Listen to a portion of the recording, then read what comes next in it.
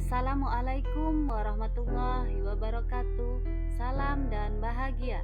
Perkenalkan, saya Nur Hidayah, CGP Angkatan 10, asal sekolah SMP Negeri 8 Pinggir.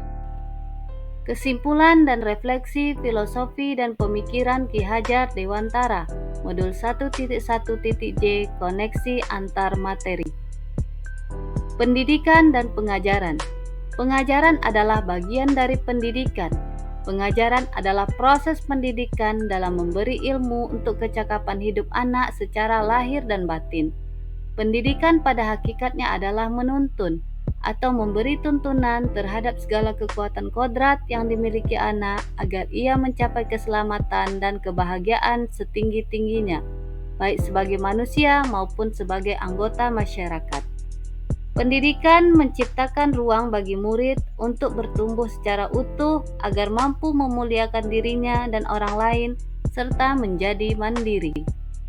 Kurikulum Merdeka merupakan kurikulum yang terdapat gagasan pemikiran dari Ki Hajar Dewantara di mana pendidikan dapat memfasilitasi peserta didik untuk tumbuh sesuai dengan kodratnya, yaitu kodrat alam dan kodrat zaman.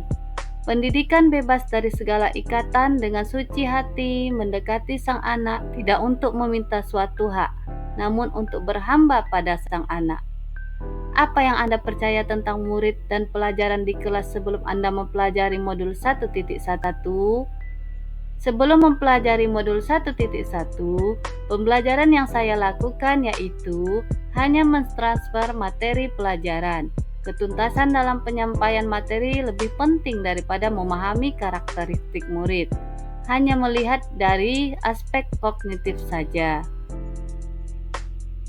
Sebelum mempelajari modul, saya juga melakukan jika nilai murid sudah mencapai KKM, saya menganggap pembelajaran sudah berhasil. Murid hanya sebagai objek pembelajaran. Pembelajaran berpusat pada guru atau teacher center. Saya juga melakukan tidak memperdulikan apakah murid sudah benar-benar paham, hanya meminta siswa menghafal materi. Sering merasa gagal dan mengeluh jika banyak murid yang tidak tuntas setelah melakukan evaluasi. Apa yang berubah dari pemikiran atau perilaku anak setelah mempelajari modul ini? Setelah mempelajari modul 1.1 tentang pemikiran KHD, saya menyadari bahwa yang saya pikirkan dan saya lakukan selama ini tidaklah tepat. Seharusnya saya melakukan proses pembelajaran secara menyeluruh, yaitu aspek kognitif, afektif, psikomotor, sosial, spiritual, dan budaya. Murid sebagai subjek pembelajaran, artinya murid memiliki kebebasan berekspresi, mengemukakan pendapat, dan berkreasi sesuai dengan metode atau model pembelajaran dan media yang tepat. Guru seharusnya sebagai fasilitator dalam proses pembelajaran. Guru pun harus ikhlas, penuh kesabaran, dengan segala ketulusan hati, agar terwujud pelajaran yang menyenangkan dan berpusat pada murid. Selain itu, saya harus mempelajari karakteristik murid karena setiap anak itu unik dengan kelebihan dan kekurangannya masing-masing. Saya harus menghargai setiap karakter murid, memberikan kesempatan murid untuk tumbuh sesuainya. Apa yang dapat segera saya terapkan lebih baik agar kelas Anda mencerminkan pemikiran KHD?